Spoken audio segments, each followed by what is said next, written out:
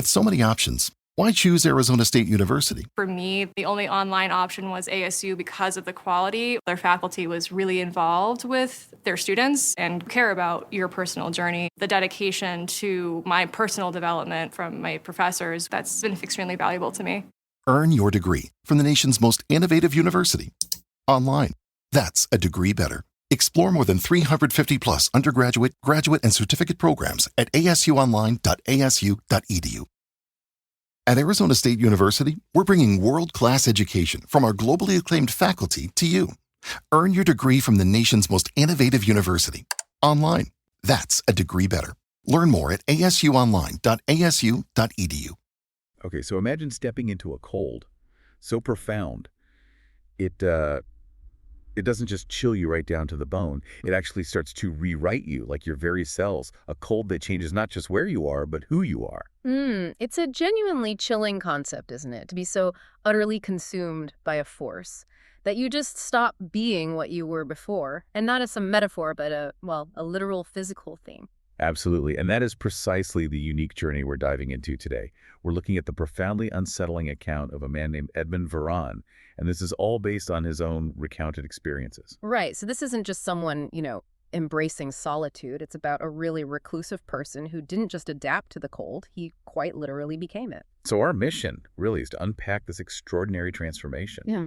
We'll look at how these desires, even for something seemingly simple like quiet solitude, can lead down these paths to these, unexpected and really extreme forms of existence. What actually happens when your inner world and your outer environment just kind of merge into something completely new, unrecognizable almost? And for you listening, think of this deep dive as an exploration into the nature of identity itself, extreme adaptation, and what occurs when your environment doesn't just influence you, but fundamentally reshapes you. What does it really mean to disconnect from humanity, from human experience, and maybe even from yourself? Okay, let's start with the man himself, Edmund Veron, and his world, Von Manor. That was his sanctuary, though he also called it his prison, and even his chrysalis for 47 years. Right, and this place, it's perched really precariously, isn't it? On the highest, most exposed bluff overlooking the frigid Massachusetts coast. He said himself he came there fleeing the cacophony of human interaction. He was seeking this deep solitude that, only ancient stone walls and miles of windswept wilderness could really offer. And he found it. He really did. Especially this past winter, which he describes as brutally cold. Just relentless ice, snow, wind. But for Edmund, that was perfect, wasn't it? Yeah. Suited him just fine. The fewer people around, the better. Yeah, and what's striking is how deep this preference for cold ran, even before things got really strange. His early eccentricities, as he calls them, they really hinted at what was coming. Like what kind of things? Well, he meticulously cataloged frost patterns on the windows. He collected these bizarre frost-hardened fungi from the woods nearby. And he always preferred his library fire banked really low. He liked letting the chill just seep into his bones while he read these old texts. What kind of texts? Things on natural philosophy, morbid anatomy, that kind of thing. So this wasn't just like preferring a cooler room. It was deeper. Oh, much deeper. He found human warmth, and not just physical warmth, but emotional warmth utterly repulsive. He actually described the peculiar heat of emotion, expectation, and tiresome vulnerability as repellent, numbing, draining. Wow. So he actively disliked what most people seek. Exactly. He preferred the clean, unfeeling bite of cold. He saw it as something that stills things, preserves them. So even right from the start, there was this unusual psychological draw towards absence, maybe, instead of presence. Precisely. It's almost like his mind was already tuning into that frequency long before the external catalyst arrived. And that catalyst. Yeah. That came just 2 months before he recounted this. Yeah, the ancient boiler at Von Manor. It finally just gave up, died, plunged the entire house into what he called an icy tomb. Okay, now for most people, that's panic stations, right? Total emergency, call someone, get it fixed. But Edmund's reaction, it was fascinating, almost eerie. He felt this peculiar sense of rightness just settle over him. Right, it's unexpected. Yeah. The air suddenly felt sharp, crystalline. His breath started pluming in these thick clouds inside the house, and the wind rattling the windows. It wasn't an enemy anymore. It felt like familiar, a companion. It's almost like he was waiting for it or welcoming it somehow. In a way, yeah. Liberated by the cold. And this This marked the real beginning of the transformation, this insidious march. It started subtly, though. Physical sensory shifts. Like the numb patch on his hand. Exactly. First noticed it on his left hand, didn't think much of it, but it didn't go away, it didn't tingle back to life. Instead, the numbness just spread. And these weren't just like minor discomforts, were they? This was his body actively changing. Right, definitely. The skin on that hand started to get this waxy, almost translucent quality. You could see the veins underneath appearing sort of faint, brittle blue. And his joints. Started aching, but not like normal aches. He described a deep grinding stiffness, like they were packed with fine, icy crystals. Wow, making simple things hard. Very hard.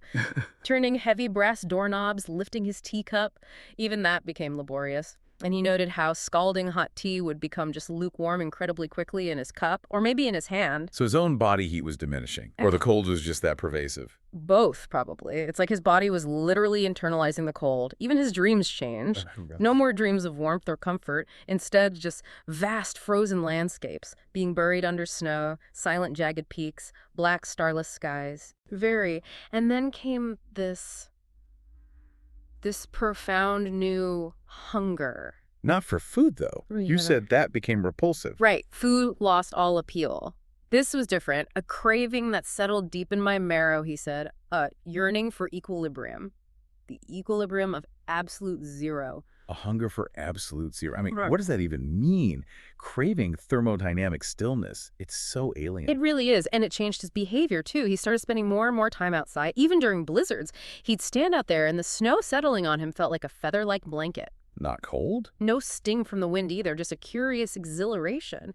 It's like he was becoming more comfortable in the extreme cold than in, well, normal temperatures. That's a complete reversal. And bizarrely, his eyesight, which he said was always poor, seemed to sharpen in the gloom. He started seeing things in stark, high-contrast shapes against the snow. Like what? The intricate structure of individual snowflakes, the delicate, icy lace of frost on branches, it suggests this weird, specialized adaptation. His senses were tuning to the cold. Well, the numbness just kept spreading. Relentlessly. Up his arms, across his chest, down his legs. His skin got paler, losing color. It became unnaturally smooth, cold to the touch, and strangely hard. Hard? Like how? He described running a finger over his forearm and feeling this unyielding surface, akin to polished stone or ancient fossilized bone. Without pain? No pain, no discomfort, just a profound alien stillness. And inside, his heart. That slowed down too. From what he called a frantic, fluttery beat to a sluggish, slow, heavy drum. Barely audible. Sometimes late at night, he'd press his hand to his chest and feel nothing, just a chilling void. Good grief. That's like biological processes grinding to a halt. Almost a suspension, yeah, as we understand them anyway. So with his body becoming so alien, what was it like for him to look in the mirror? That became a morbid fascination, he tells us. The reflection was changing dramatically. Ow. His eyes, once a pale, watery blue, they seemed to deepen. His pupils expanded, taking on this cold, reflective sheen like ice. And his face. Always gaunt, he said, but it became a mask of stark angles. The flesh looked like it was pulled taut over a changing bone structure underneath. And his hair. Thinned out, lost its color, took on a brittle white opacity like frozen cobwebs. He said he looked less like a man and more like an apparition, a figure carved from frost and shadow. Must have been so disorienting. But he embraced it, didn't fight it. Seemingly not. It seemed almost inevitable to him. Then came this specific evening, the worst blizzard of the year, and the transformation just accelerated. Terrifyingly, he said. What happened? He was standing by the largest window, house groaning in the wind, watching the snow swirl, and this profound emptiness settled over him. It just cleared his mind of everything human. Loneliness, fear, even that morbid curiosity he'd felt. All gone. Leaving what? Just the cold. No longer just outside, but within. Pulsing through his veins. Not like blood, but something else. Something slower, denser, and unimaginably cold. And more physical changes. Oh, yes. His fingers, already stiff, they twisted and lengthened slightly. His nails thickened, turned a bluish-white hue. This is where it gets really graphic almost. It does, because he saw patches appearing on his hands and neck. The skin there wasn't flesh anymore. It was a lattice of intricate icy crystals just beneath the surface. You could actually see it through the thin, translucent outer layer. He could see ice.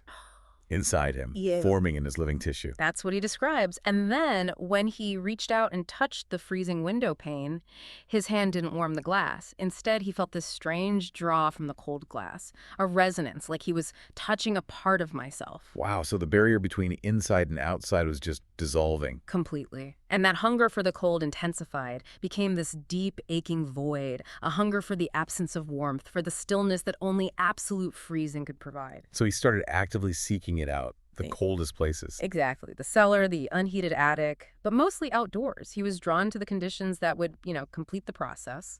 And his body, Huh. it kept changing, adapting. It responded. His movements became less fluid, more deliberate, a slow, careful gait. But there was this strange new power, resilience, astonishing resilience. How so? He could walk through waist-high snowdrifts and feel only a dull, satisfying pressure. No cold, no effort, seemingly. He could stand for hours facing into a gale, feeling the wind sculpt the snow around me, freezing it against my form, making me one with the landscape. He was literally becoming part of the environment. Physically part of it. Yeah. And mentally. Emotionally. As the physical form solidified, his inner world just emptied out. The last traces of human emotion faded. Fear. Gone. Why fear the elements when they're becoming your essence? Loneliness. That's a concept for beings who need connection, he implies. He was disconnecting. Utterly. Even curiosity. Replaced by just simple, unblinking observation. He truly seemed to transcend the human experience, or maybe just exit it. And he stopped sleeping. No longer needed it. He'd just stand for hours in the dark rooms, a figure of frost and shadows. The cold outside wasn't just weather anymore. It was his element, his environment. And the house, his shell. Became an extension of him. Its stones laced with frost, mirroring the crystals forming inside him. When he saw his reflection in darkened windows, it wasn't quite human anymore. Taller, sharper angles like ice shards, eyes like points of frozen light. Skin no longer skin, but a tessellation of crystalline structures, faintly luminous. And that final moment with the window pane. Yeah, the transformed hand touches the cold glass, and there was no reflection, only the merging of the two surfaces, cold against cold, stillness against stillness. Not a touch, a fusion. Exactly. He says the process isn't finished yet. Not complete, but slow, irreversible crystallization of flesh, bone, and mind. That deep thrumming inside, that hunger for absolute zero, it's still there. Yearning to erase the very last spark of warmth, of life as we understand it. And his final words. Chilly. Chill. Soon Edmund will be gone entirely. I am the cold, and the cold is me forever. Waiting for the perpetual winter to claim the world one frigid soul at a time. Wow. Just wow. Edmund Veron's journey. It's such a profound and frankly terrifying dive into complete transformation. It really is. From this reclusive man seeking quiet to an elemental being of cold. Consumed by the very thing he embraced. It just fundamentally challenges our ideas about identity, about what it even means to be alive. It really makes you wonder, doesn't it? What does it truly mean to disconnect so completely? From human needs, emotions, everything. Is this transformation for him a kind of liberation? Freedom from all the pain and messiness of being human? Or is it just the ultimate, most profound isolation imaginable? And what happens when the thing you seek out, the environment, the feeling, becomes the absolute core of who you are? Literally replaces you. It makes you think about that allure, maybe, of ultimate stillness, especially in a world that feels so overwhelming sometimes. Right. But Edmund found it, or is finding it, and the price. Well, the price seems to be achieving absolute equilibrium by erasing everything that makes us human, transforming that desire into something entirely new, maybe, unfeeling, a state beyond our comprehension.